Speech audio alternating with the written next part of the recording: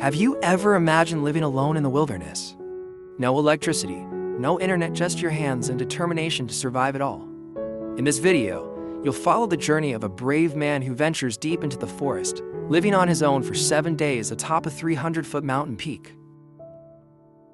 Step by step, he builds a house in the heart of nature, where every moment is both a challenge and a triumph.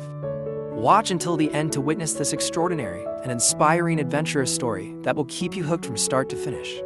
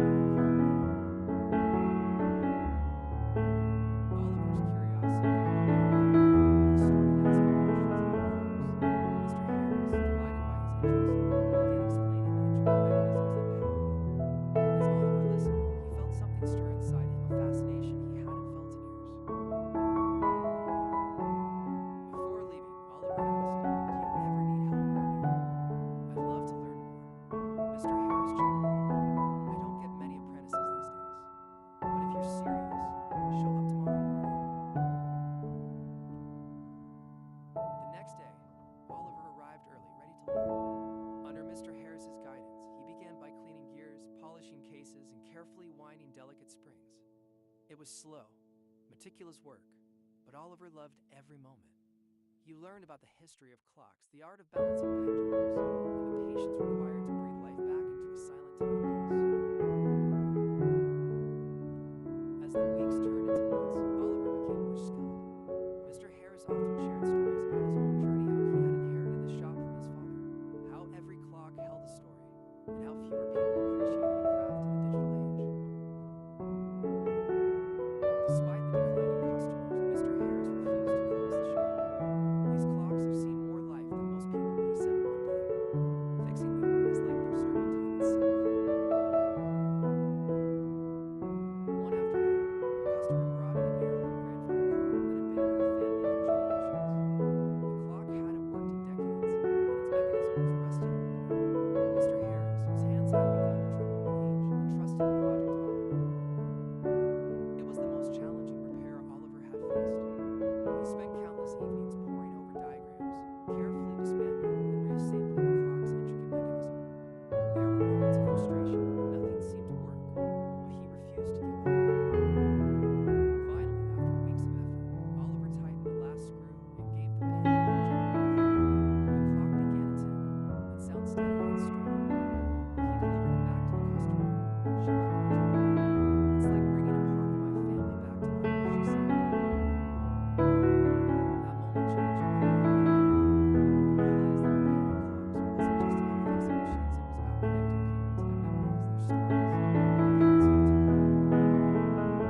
Seeing Oliver's passion, Mr. Harris made him a proposal. "I'm getting too old to keep running this place. Would you take over the shop when I'm gone?" Oliver was stunned but honored. He agreed, determined to carry on the legacy of Harris and timepieces. Under Oliver's ownership, the shop flourished. He blended tradition with innovation, repairing antique clocks while also designing custom timepieces for a new generation. He created an online presence for the shop, attracting customers from across the country who wanted to preserve their treasured clocks. Mr. Harris, now retired, often visited the shop to see how his former apprentice had transformed it. "You've done more than keep this place alive," he told Oliver. "You've given it a future." Years later, as Oliver taught his own apprentice the delicate art of clockmaking, he reflected on how much his life had changed since stepping into that little shop.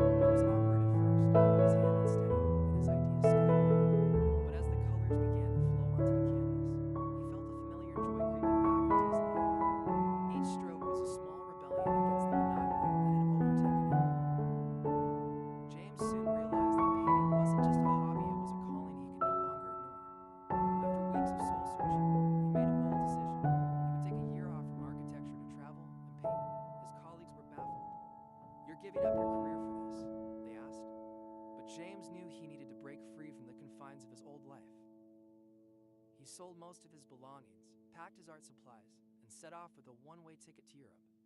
His journey began in the cobblestone streets of Paris, where he painted street scenes and the saints' reflections. From there, he wandered through the sunlit vineyards of Tuscany, the bustling bazaars of Istanbul, and the rugged cliffs of the Scottish Highlands. Traveling wasn't as romantic as James had imagined. He faced financial difficulties, language barriers, and bouts of loneliness.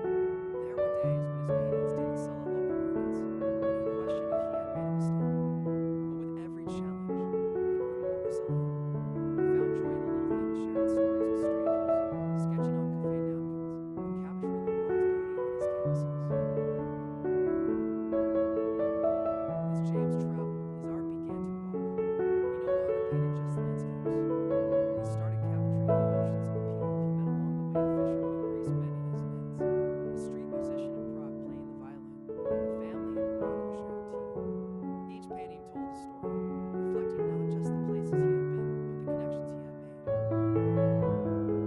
One day, in a small gallery in Barcelona, a curator noticed his work. Impressed by the raw emotion and authenticity in his paintings, she offered to host an exhibition. It was a turning point for James. The exhibit was a success, drawing visitors who were moved by the stories his art conveyed. After a year of wandering, James returned to Chicago a changed man. He no longer felt the need to confine himself to the life of an architect. Instead, he opened a small studio where he continued to paint and teach art classes. His travels inspired others to pursue their passions, and his story became a testament to the power of following one's heart. James often reflected on his journey. Sometimes he would say, "You have to step away from the life you've built to find the life you're meant to live." For James, the road less traveled wasn't just a path, it was a canvas waiting to be filled with color, adventure, and meaning.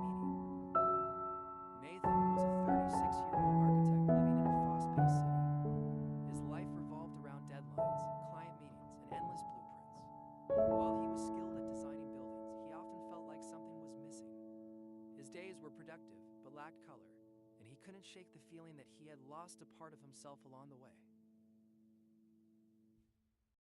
One rainy evening, as Nathan was helping his parents clear out their old attic, he stumbled upon something unexpected, an upright piano covered in dust. The keys were yellow, the wood chipped, but the sight of it brought back a flood of memories. It was the piano he had learned to play as a child, the one his grandmother had gifted him on his 10th birthday. He had loved playing it, but as the years passed, music had taken a back seat to more practical pursuits. Curious, Nathan sat down and pressed a key. The sound was out of tune, but it sparked something inside him. That night, he arranged to have the piano delivered to his apartment. It barely fit in his living room, but Nathan didn't care. He spent hours cleaning it, fixing the pedals, and researching how to tune it himself. As he played his first halting melody in years, his fingers felt clumsy, but his heart felt alive.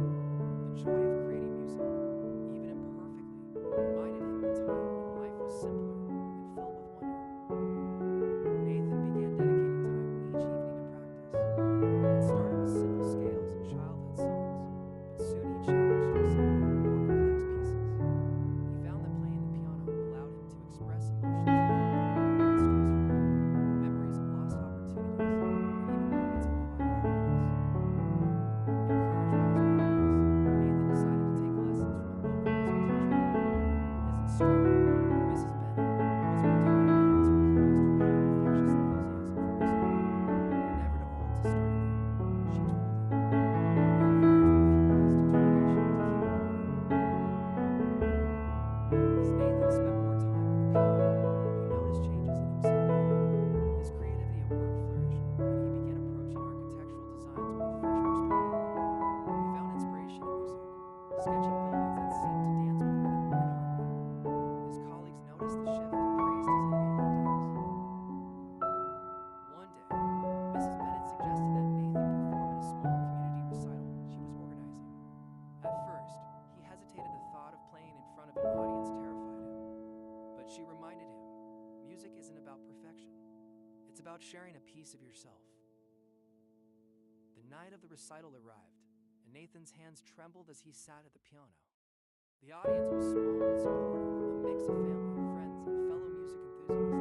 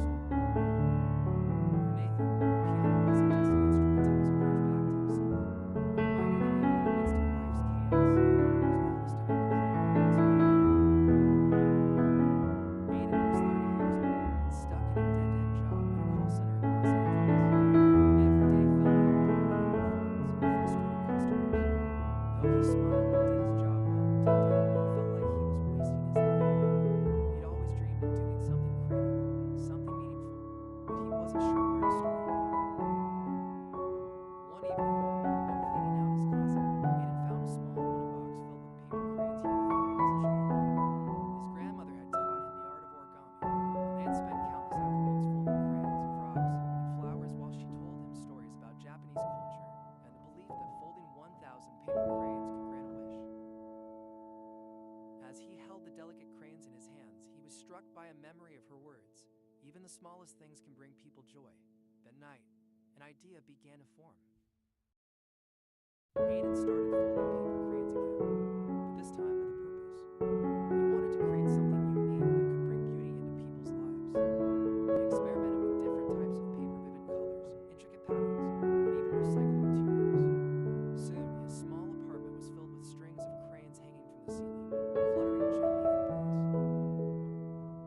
He started giving the cranes to friends and co-workers as gifts. To his surprise, people loved them. Some hung them in their windows, others used them as decorations for special occasions. Encouraged by their reactions, Aiden decided to take a leap of faith. He launched a small online shop called the Paper Crane Studio, selling hand-folded origami creations. Alongside each crane, he included a handwritten note with a short message of hope or encouragement. The tagline of his shop was simple: a small fold for a brighter day.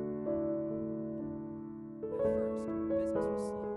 Aiden struggled to attract customers in a crowded online marketplace.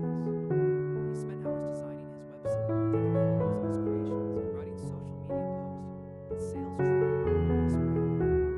There were nights when he questioned if his idea was too niche, too simple to succeed. But Aiden refused to give up. He began attending local craft fairs, setting up a small, colorful booth filled with his cranes. He told visitors about the tradition of paper cranes and the stories his grandmother had shared. People were drawn to his passion, and slowly, word began to spread. One day, Aiden received an unexpected email from a wedding planner. She had seen his cranes at a craft fair and wanted to order 1,000 paper cranes to use as decorations for a client's wedding. It was the biggest order he ever received, and completing it required weeks of late nights and meticulous folding. But when he saw the photos of the wedding, with his cranes strung across the venue like a cascade of color, he knew all the effort had been worth it. That wedding marked a turning point. Aiden began receiving more custom orders for birthdays, anniversaries, baby showers, and even memorials. His shop grew, and he started collaborating with local artists and designers to create unique origami installations. As the Paper Crane Studio gained popularity, Aiden wanted to give back. He started a program where customers could sponsor cranes for hospital patients, including a note of encouragement. The initiative,